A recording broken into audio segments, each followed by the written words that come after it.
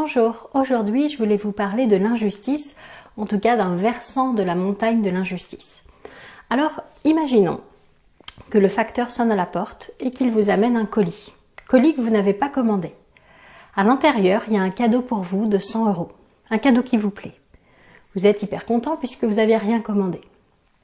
Imaginons maintenant que le même facteur vous amène le même colis avec une valeur de 100 € à l'intérieur, sauf que vous aviez commandé à cet expéditeur quelque chose qui vaut 1000 €. Qu'est-ce que vous ressentez? Vous êtes déçu. Vous trouvez même ça injuste de recevoir 100 € alors que vous en avez commandé 1000. Donc vous vous dites, ça peut arriver, c'est une erreur de livraison, je vais appeler le service après-vente. Mais le service après-vente vous dit, ah non, c'est normal, vous avez commandé ça. Ah non, regardez, moi ça valait 1000 € et j'ai reçu 100 €. Donc c'est pas ça.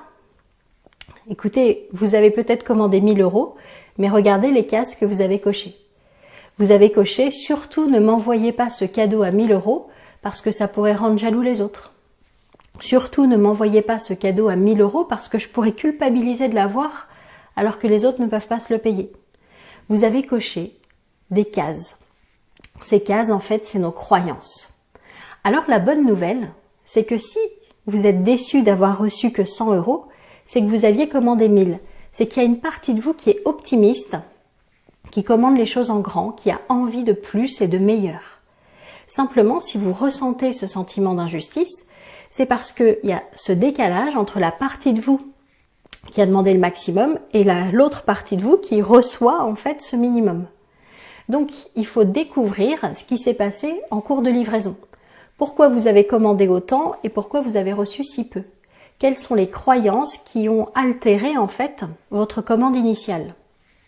Une fois qu'on a trouvé ces croyances, on va pouvoir enfin recevoir ce qu'on a commandé. Donc en fait, ce sentiment d'injustice, pour moi, il est quelque chose de positif. Il est là pour vous dire, regarde, t'avais espéré mieux, t'avais commandé plus et t'as reçu moins. Ça veut dire qu'il y a une croyance à démanteler. Alors, si vous ressentez un jour ce sentiment d'injustice, moi mon conseil c'est premièrement de remercier la partie de vous qui avait espéré recevoir plus, parce que c'est une partie de vous qui est optimiste et qui est dans la loi d'attraction, et vous dire, je vais profiter de ce sentiment d'injustice, un peu comme une alarme qui m'indique que quelque chose ne va pas, pour aller découvrir quelle est la croyance qui a empêché que je reçoive ce que j'avais commandé.